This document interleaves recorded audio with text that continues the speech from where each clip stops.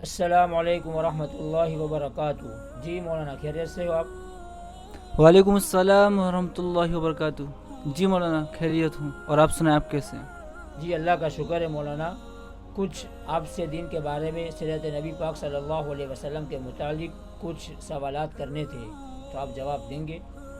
انشاءاللہ آپ کریے، کوشش کروں گا، اللہ نے چاہا تو جتنا ہو سکے گا جواب دوں گا میں. آپ سوال کریے. آپ صلی اللہ علیہ وسلم کب سے نبی ہے؟ دیکھیے مولانا، اللہ کے نبی اسی وقت سے نبی ہیں جب سے اللہ کے نبی کو نبوت دی گئی ہے، اور نبوت 40 سال کی عمر میں دی گئی ہے، اس لیے اللہ کے نبی 40 سال کی عمر سے نبی ہیں. اب آج کل جو لوگ سوال کرتے ہیں کہ اللہ کے نبی تو اس وقت سے نبی ہیں جب حضرت آدم علیہ السلام مٹی اور پانی کے درمیان تھے، جسم اور روح کے درمیان تھے، تو وہ تقدیراً تھے. یعنی اللہ تعالیٰ کی تقدیر میں یہ بات تھی کہ اللہ تعالیٰ حضرت محمد صلی اللہ علیہ وسلم کو نبی بنائیں گے. تو تقدیر تو اللہ تعالیٰ نے تمام کی پہلے سے لکھ رکھی ہے، تو تمام کے بارے میں یہ بات ہے. لیکن جو نبوت وجود میں آئی ہے وہ 40 سال کی عمر میں آئی ہے، اس سے پہلے وجود میں نہیں آئی ہے. قرآن کریم میں کتنے انبیاء کرام کا ذکر ہے؟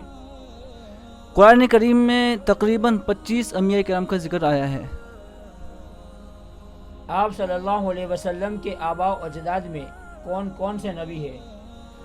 دیکھیے، اللہ کے نبی کے آباء و اجداد کے اندر جو خود اس نسل میں دیکھتے آتے ہیں، تو سب سے پہلے حضرت اسماعیل علیہ السلام تھے، اس کے بعد ان کے والد حضرت ابراہیم علیہ السلام تھے، پھر حضرت ہود، پھر نوح، شیش، اس طریقے سے حضرت آدم علیہ السلام یہ جو ہے کہ ملتے ہیں. حضرت ابراہیم علیہ السلام کو اللہ تعالیٰ نے کس لقب سے نوازا؟ حضرت ابراہیم علیہ السلام کو قرآن میں اللہ تعالیٰ نے امت اور امام الناس کا لقب عطا فرمایا ہے. حضرت ابراہیم علیہ السلام کے دین کا نام بتائیے. حضرت ابراہیم علیہ السلام کے دین کا نام دین حنیف اللہ تعالیٰ نے قرآن میں ذکر فرمایا ہے. حضرت اسماعیل علیہ السلام کا لقب بتائیے. جو ہے کہ حضرت اسماعیل علیہ السلام کو قرآن میں اللہ تعالیٰ نے صادق الوعد کہا ہے، صادق الوعد.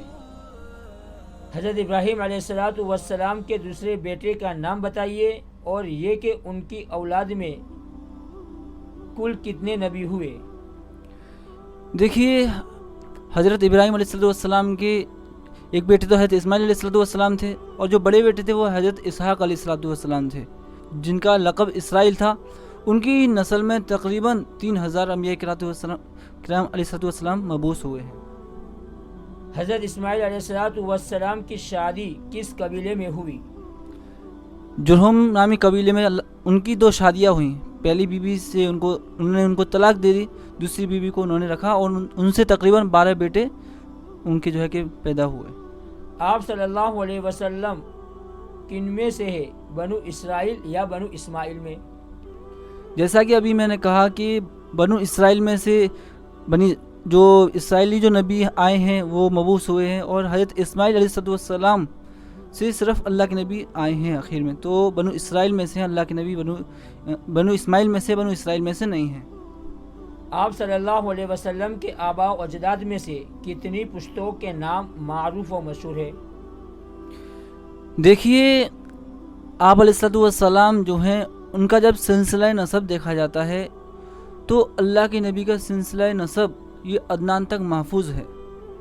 اور اللہ کے نبی جب اپنا سلسلہ نسب بیان فرماتے تو اس میں یہ ذکر فرماتے کہ عدنان تک بیان کیا جاوے، اور اس کے بعد روک دیتے اور کہتے کذب النسابون کہ نسب بیان کرنے والوں نے غلطی کی ہے. اس کے بعد نسب محفوظ نہیں ہے. اس لیے ہم لوگوں کو بھی یہ روایت حضرت عبداللہ بن عباس سے مروی ہے.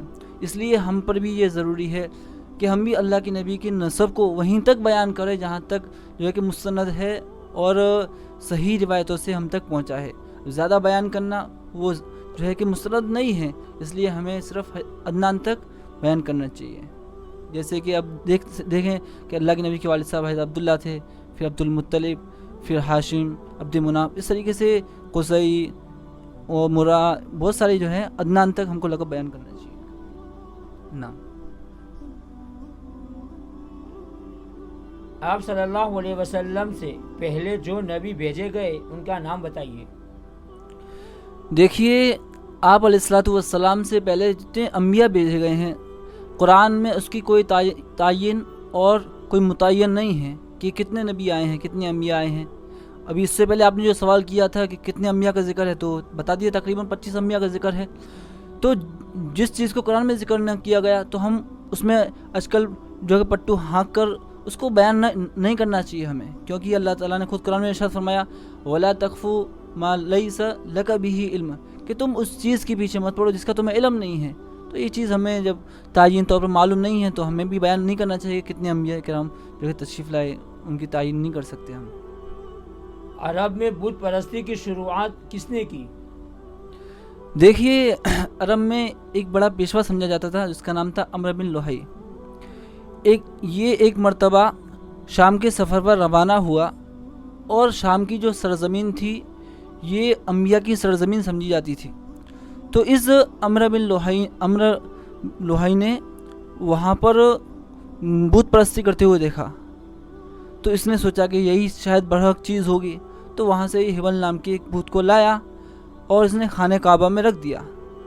تو ابتدا کے اندر جو اہل خانہ تھے، اہل مکہ تھے، انہوں نے بت پرستی شروع کی، پھر آہستہ آہستہ سارے عرب جو ہے کہ بت پرستی میں لگ گیا۔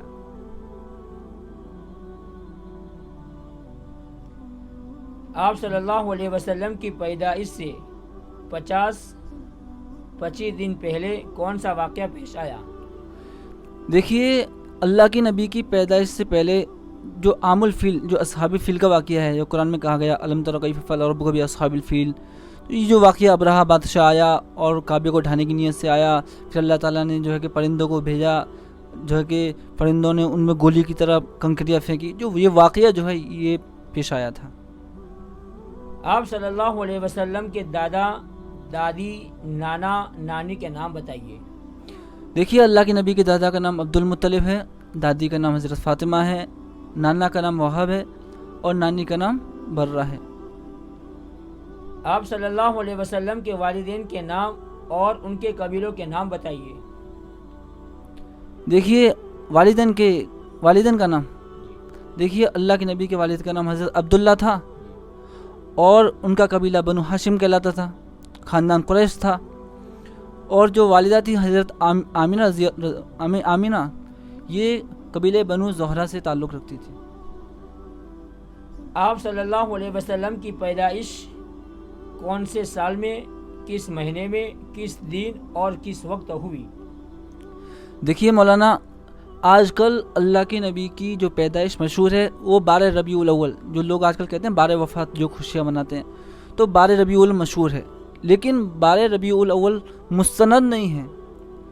مستند جو تاریخ ہے وہ 9 ربیع الاول کی ہے، اور اللہ کے نبی جو ہے کہ 20 یا 22 اپریل، یہ تو جو ہے کہ عیسوی تاریخ میں کچھ علماء کا مختلف قول ہے، تو 571 عیسوی میں اللہ کے نبی کی جو ہے کہ پیدائش ہوئی تھی، پیر کا دن تھا اور صبح صادق کا سہانا وقت تھا۔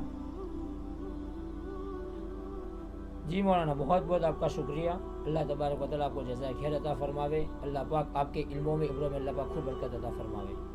جی مولانا، یہ تو جو ہے کہ